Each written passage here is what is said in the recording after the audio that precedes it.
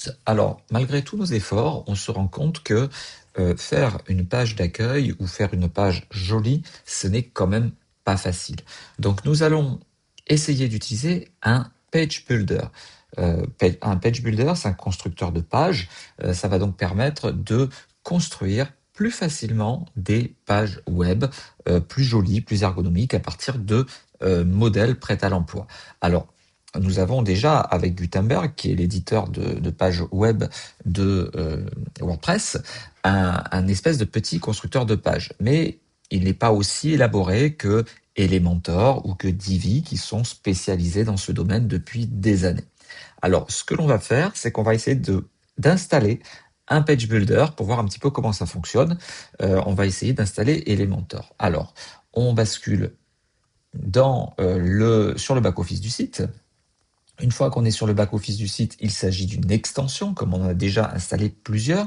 Donc, bien entendu, en général, on fait un backup du site avant d'installer l'extension et on va aller ajouter cette extension. Pour ajouter cette extension, on va taper son nom, c'est Elementor. C'est l'un des plus connus, donc normalement, il devrait apparaître très rapidement. Il devrait même y avoir d'autres options qui apparaissent. Vous voyez, il y en a plein avec ce petit E qui représente le logo d'Elementor. Et donc, ce que nous allons faire, eh bien, c'est installer ce page builder par défaut. Donc, c'est celui-ci, c'est celui qui s'appelle Elementor Website Builder, More Than Just a Page Builder. Donc, si on regarde un petit peu avant d'installer de quoi il s'agit d'une extension qui est presque notée 5 par plus de 7000 personnes, avec plus de 10 millions d'installations actives. Donc là, c'est vraiment quelque chose qui est très installé, très téléchargé par les utilisateurs de WordPress. Si on regarde la date de la dernière mise à jour, on voit qu'elle a été mise à jour il y a 23 heures.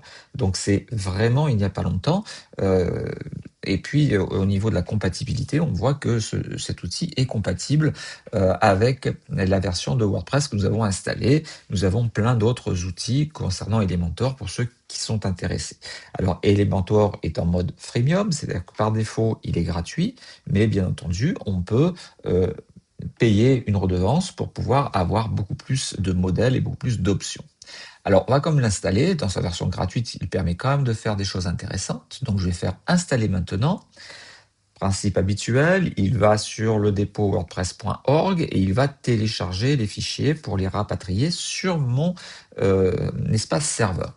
Ensuite, il va falloir l'activer pour le rendre disponible dans mon environnement. Il apparaît à ce moment-là dans extension au niveau de Elementor ici, et nous venons d'installer ce constructeur de page qui va nous permettre de créer de façon agréable certaines pages de notre site web. Alors, avant d'attaquer cela, normalement, il faut quand même vraiment définir la charte graphique de votre site. Il faut réfléchir à deux ou trois polices de caractères que vous allez utiliser. Normalement, il y en a une pour les titres et une pour le contenu textuel, hein, le texte classique. Et puis, il va falloir choisir 2 ou 3 couleurs à utiliser sur l'intégralité de votre site. En général, on va s'inspirer du logo. Une fois que cela est fait, eh bien, nous allons voir dans les quelques vidéos qui suivent les utilisations de ce page builder Elementor afin de construire une page assez sympathique. Voilà, j'espère que cette petite vidéo sur l'installation de Elementor vous a plu. Si c'est le cas, n'hésitez pas à la liker, pensez à vous abonner et puis n'hésitez pas aussi à rajouter quelques commentaires si vous avez déjà utilisé Elementor et que vous souhaitez donner votre avis. À très bientôt.